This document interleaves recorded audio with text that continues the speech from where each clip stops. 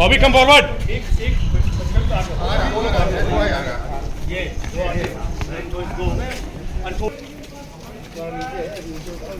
झंडे को कंधे से ऊपर। भारत माता की जय। बोलिए भारत माता की जय। भारत माता की वंदे वंदे।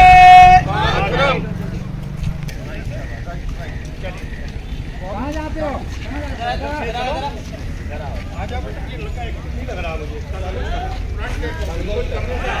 वंदे मातरम।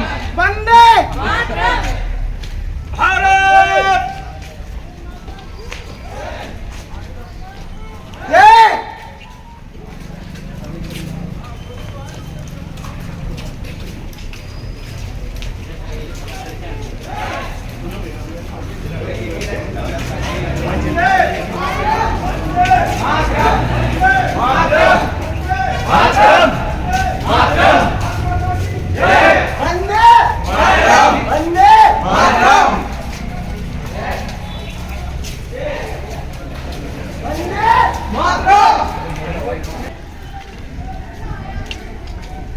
बट गए, लोगों का आना जाना बट गया, इतना ज़्यादा फाइट हो गया कि ये हॉरर के रूप में हम मना रहे हैं। इसके बाद में पार्टीशन के टाइम पर जो लोग बेहाल थे उनकी दशा ये थी कि वो अपने सामान जो भी चीज़ें थी उनके साथ में उन सब की डिटेल्स को लेकर चल रहे थे।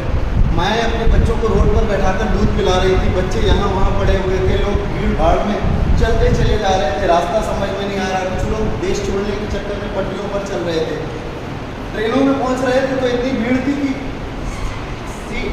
ट्रेन की छतों के ऊपर भी सामान बांध कर ले जाने की कोशिश कर रहे थे। देश का पार्टीशन ऐसा बटा कि कुछ लोग जो थे वो हैवानियत पर उतर आए, देश का ऐसा बंटवारा करने लगे कि हिंदुस्तान और पाकिस्तान बट जाए। इसके बाद में दोनों देश अपने आप को ताकतवर बनाने की कोशिश करने लगे, दोनों का व्यू अलग हो गया, मजहब बदलने लगे। अभी तक ऐसा कुछ भी नहीं देखने को मिलता था। और एक ट्रेन भी चलाई गई जो कि हिंदुस्तान से पाकिस्तान के लिए जाती थी, दोनों के झंडे अलग थे लेकिन जोड़ने की कोशिश की गई। और यहाँ पर दिखाया गया है कि भारत हमारा जो देश था ये पूरा पाकिस्तान हुआ करता था हमारे देश में, ये अलग होकर ये अलग हो गया, इनका झंडा अलग, हमारा झंडा अलग। इसके बाद में हमारे ये जो सारे लीजेंड दिखाए गए ये पूरा भारत था जो पाकिस्तान और भारत में बट गया है, लेकिन ये सारे लीजेंड इसके लिए काम किए। और लास्ट में आज हम इस 14 अगस्त को पार्टीशन हॉरर रिमेम्बरेंस डे के रूप में सेलिब्रेट करने के लिए आज एग्जीबिशन का मेन उद्देश्य यही नहीं है कि हम लोग इसको बढ़ चढ़कर शो करें, इसको महसूस भी करना चाहिए कि ये हमको किन परिस्थितियों के बाद आज ये ऐसे मौके मिले हैं कि हम लोग इस स्थिति में हैं कि हम अपनी स्वतंत्रता, अपना कोई भी धर्म या कोई भी विचार उसको किसी भी रूप में रखने के लिए सक्षम है। पूरे भारतवर्ष में बिना किसी काम के या किसी कागज़ के हम कहीं जा सकते हैं, शिक्षा ग्रहण कर सकते हैं। मेरे ख्याल से बच्चे इसमें 12 तक के भी होंगे, 12 तक के बच्चे हैं। ऐसे कितने बच्चे ईमानदारी से बताएं कि जिन्होंने ये डिसाइड कर लिया हो कि मुझे ये करना है, ईमानदारी से एक व्यक्ति बता दे कि मुझे ये करना है। क्योंकि जब वो 8 तक पढ़ा था फिर उसको डिसाइड हुआ साइंस साइड लेनी है, तो उन्हें डिसाइड किया ना कि मैं साइंस साइड लूँगा या मैं आर्ट साइड लूँगा या मैं कॉमर्स लूँगा, किया होगा ना, किया था नहीं किया था, ये मम्मी पापा कहने से ले ली थी। इसी तरीके से जब 12th में आ गए हैं तो बता पाएगा कोई बच्चा कि 12th में रहते हुए ऐसे कौन से एग्जाम दिए जा सकते हैं? उन्होंने अभी इस चीज़ को नहीं किया। वैसे ये चीज़ जो है टीचर से भी होनी चाहिए कि ऐसे कितने एग्ज़ाम हैं जो हम इंटर के एग्ज़ाम देने के बाद या बैठे बैठे ही 12th के बाद भी ऐसे ऑल ओवर इंडिया के एग्ज़ाम हैं जिनको हम दे सकते हैं। और गवर्नमेंट सर्वेंट में स्टार्टिंग में 12th के बाद उससे बड़ी कोई नौकरी नहीं है। बता पाएगा कौन सी ऐसी नौकरी है जो इंटर के बाद सिलेक्शन होता है सीधा और उसके बाद फिर मजा ही मजा है उसको? बताओ। क्लास 1 ऑफिसर की रैंक है, क्लास 1 ऑफिसर की रैंक है, 12th के बाद रिजल्ट नहीं आएगा, इंतजार करेंगे वो आपका। तो इंटरव्यू कॉल आ गया है तो इंतजार करेंगे कि बच्चा पास होकर आएगा तो उसको सेलेक्ट करेंगे।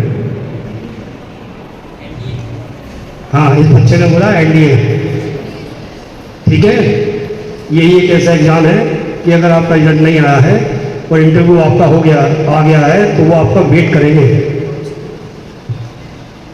पता है पूरे इंडिया में कितनी वैकेंसी निकलती है? मात्र 300, 350, 320।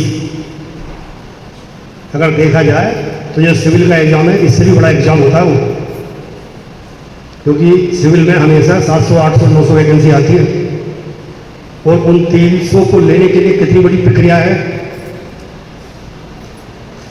ये प्रैक्टिकल बातें होनी चाहिए। क्यों? ये तो सब जो है क्या बच्चे, तो तुमने एनडीए के बारे में सोचा, तुमने कैसे सोचा?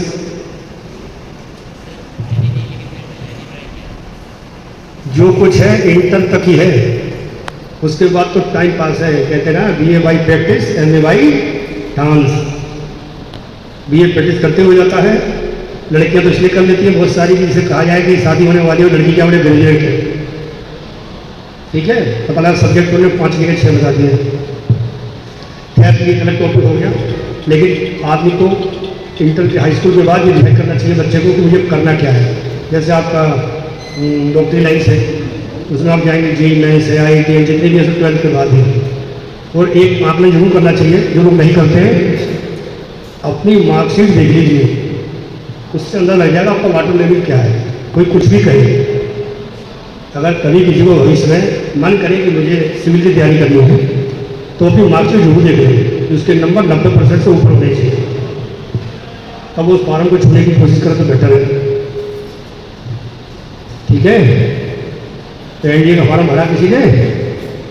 नहीं भरा। चलिए कोई बात नहीं, आज मौका दूसरा है।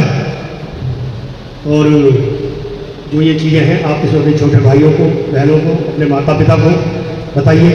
जब हम लोग आज आ गए हैं तो इसमें प्रैक्टिकल बात ये है कि जैसे आपने देखा होगा, आपके फादर ही जाते हैं लेकिन हेलमेट नहीं लगाते।